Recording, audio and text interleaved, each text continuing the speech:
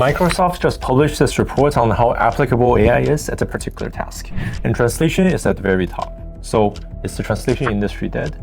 Hi, I'm Sijie from East Innovations, and today I'm challenging myself to break down the fundamental mechanics behind translation AI in the simplest way possible. Hopefully with this, you'll understand how AI translation works, what makes it powerful, and why it is unlikely to fully replace professional translators anytime soon.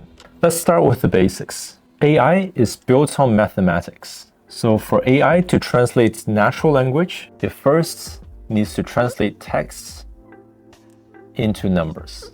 To help with this conversion, a tokenizer is a tool that breaks down sentences into smaller parts, which we call tokens.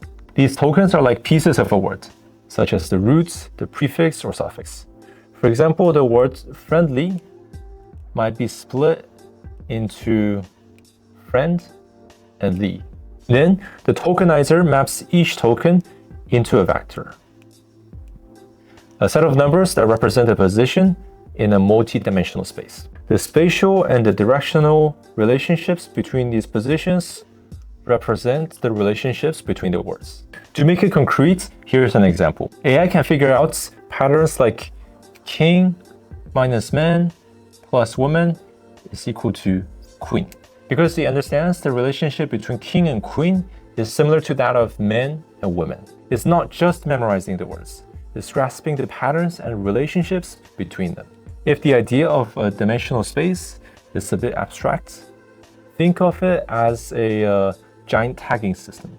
AI assigns labels to words like human, masculinity, or nobility. For example, all of these words are human.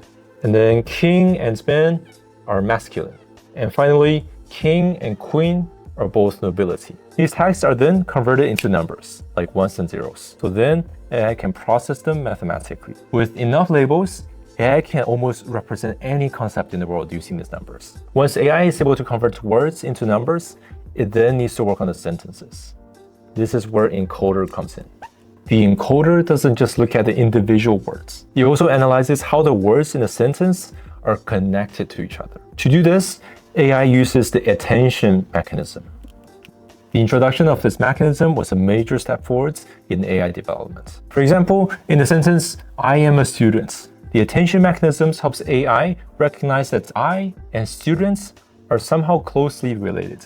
So it assigns them the higher importance or weights. On the other hand, I and don't have much connection, so they get lower weights. This also helps AI handle typos.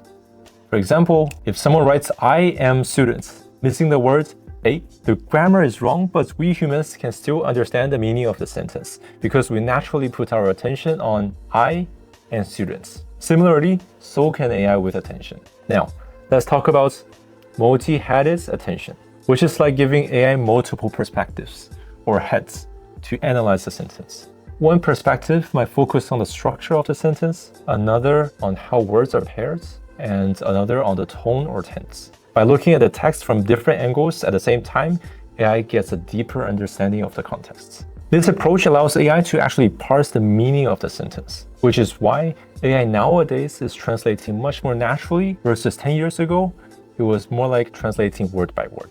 In short, the encoder reads the original text and creates something called abstract representation. And then the decoder decodes that information into the target language. This system makes AI translation very powerful. But why couldn't AI completely replace human translators? Here are 4 key reasons. First, limited contextual understanding. AI is great at analyzing single sentences or even a few paragraphs, but it struggles when it comes to longer pieces of text. AI can lose track of the bigger picture when dealing with large amount of information. The attention mechanism, which helps AI focus on the important parts of a sentence, is perhaps also its weakness, as it misses the foundational logic or context over a longer window.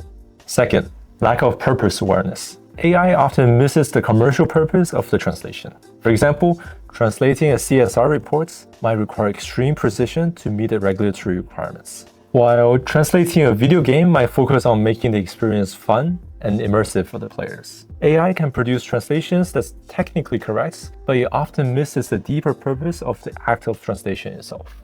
Third, weak performance in niche languages and specialized fields. AI translation depends heavily on the data it's trained on. The tokenizer, the encoder, the decoder all depend on training data. If there isn't enough data for a specific language or a highly specialized topic, the quality of AI translation can drop significantly.